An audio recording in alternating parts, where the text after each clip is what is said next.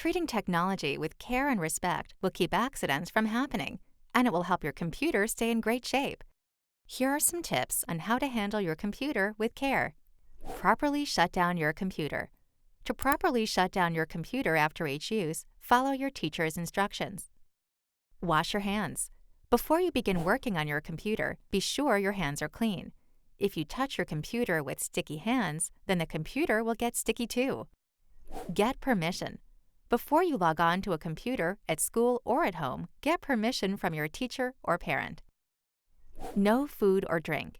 Food and drinks can be harmful to your computer. You should keep any food and drinks away from your computer. Think before you print. Don't waste paper. Be sure to look over your document and only print what you need.